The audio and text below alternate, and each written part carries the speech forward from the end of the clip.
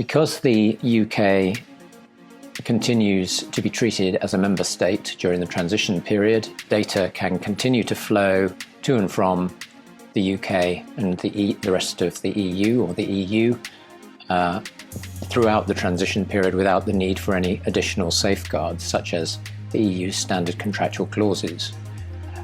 The European Commission has undertaken in the Withdrawal Agreement to do its best to consider whether it can grant the UK an adequacy decision during the transition period, in other words, by the end of 2020.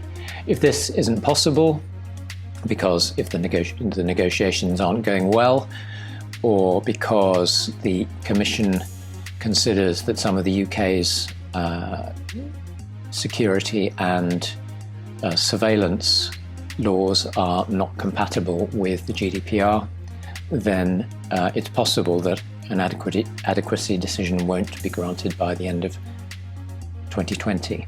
If that's the case, businesses will need to consider what safeguards they need to put in place for cross-border transfers. For example, if a business has operations in both the UK and in the EU, and it wants to transfer data from the EU to the UK, it will need to put in place something like standard contractual clauses or binding corporate rules in order to do so lawfully under the GDPR. If a business wants to transfer data from the UK to the EU after the end of the transition period, that's less of an issue because the UK has already said that it will recognise the EU and Gibraltar as having laws which are adequate for data protection purposes. There's one final point I'd like to cover, and that's the position of the data, the personal data of EU citizens, which is transferred from the EU into the UK during the transition period, processed during the transition period under the GDPR. What happens at the end of the transition period to such data? Now, the Withdrawal Agreement says in Article 71 that such data will be processed in the UK under the GDPR and not under the new UK version of GDPR, if that's what's put in place at the end of the transition period. This theoretically means that there will be two sets of data that controllers have to worry about at the end of the transition period in the UK.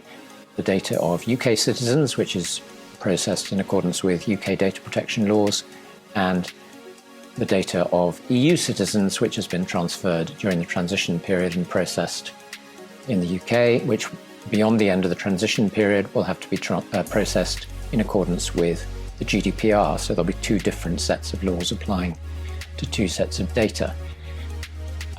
Although that's a problem in theory, in practice it's likely to be less of a problem because there is every indication that UK data protection laws at the end of the transition period will be aligned very, very closely with the GDPR.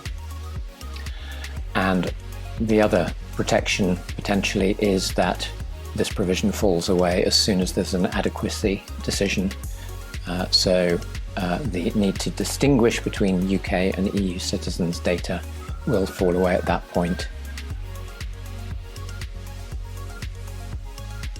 So my overall message is that the transition period means that for the next 11 months, not a lot will change for the processing of data in the UK, whether it's UK personal data or whether it's EU personal data.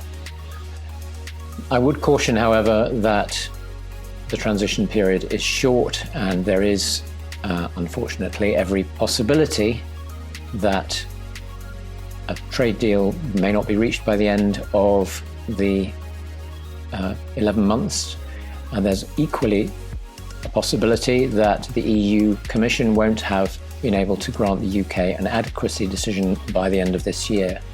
If that's the case, then things like standard contractual clauses and binding corporate rules will need to come into play, and EU businesses and UK businesses need to be thinking and preparing for that and thinking about the data flows between the UK and the EU so they can be ready if that happens.